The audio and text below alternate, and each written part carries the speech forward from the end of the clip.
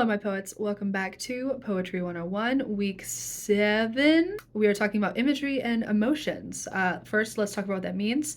Then I'm going to read 2 poems from 2 of the poetry books I own and break down those according to what we are looking for, which is imagery and emotions. So imagery. Imagery is how we set a scene. It is what is being said in our poem to describe the setting or the location or what have you. Okay, so say for example, we say something about the vast land with a single tree in the middle. That is our scenery. That is the imagery. It is what you are picturing in your mind. That's what imagery means. It's the thing you're picturing in your mind. The emotions, now if you don't know what emotions are, Pixar has a great 2 movies called Inside Out and Inside Out 2 where they talk about the emotions.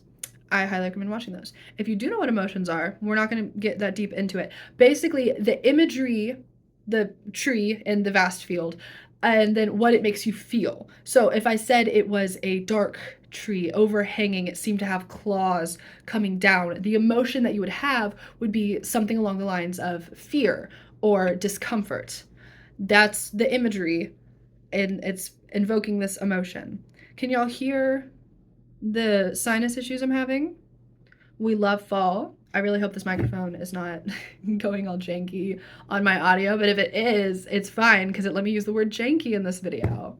Let's read some poems and talk about what they do right when it comes to imagery and emotion. Our first poem is Lines Composed on a Windy Day by Anne Bronte. The poem reads, "My soul is awakened, my spirit is soaring, and carried aloft on the wings of the breeze. For above and around me the wild wind is roaring, arousing to rapture the earth and the seas. The long withered grass in the sunshine is glancing, the bare trees are tossing their branches on high. The dead leaves beneath them are merrily dancing, the white clouds are scuttling across the blue sky. I wish I could see how the ocean is lashing, the foam of its billows to the whirlwinds of spray. I wish I could see how its proud waves are dashing, and hear the wild roar of their thunder today." All right, so in this poem, we see a lot of imagery that makes you feel a certain way. This one is very feeling free-spirited. There is a lot of life and upliftedness. So we have my soul is awakened, my spirit is soaring. So we're getting this idea of like a bird, and then she says carried aloft on the wings of the breeze. So it's not like an effort kind of flying where you're like, we'll get there eventually. It's gonna be okay. It's more like, we're gliding, and this is not what you expected from poetry.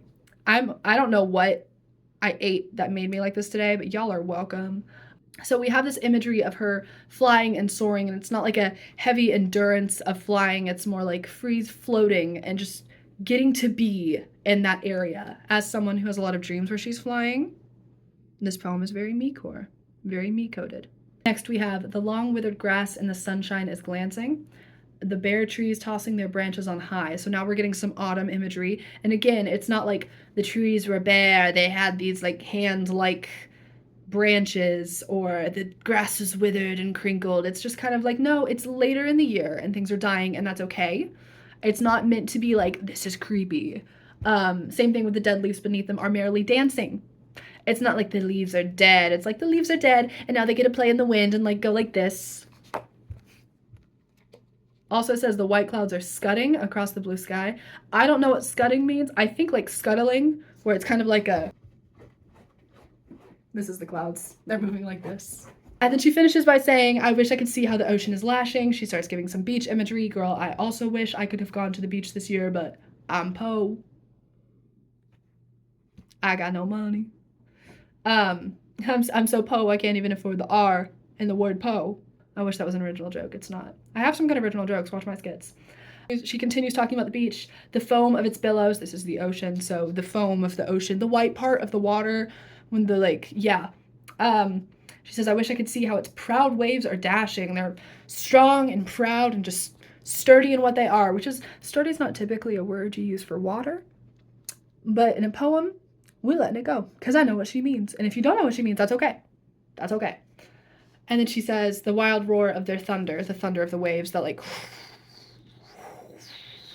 that sound. I actually fall asleep to ocean noises. That's a little insider information for you. I hope y'all having a good time. This is our last poem. It is shorter. It is called Fog. Not Frog. Fog. There is one in here about a frog. I have a picture of a frog drawn in here. It is by Carl Sandburg, and it goes like this. The fog comes on little cat feet. It sits looking over harbor and city, on silent haunches, and then moves on.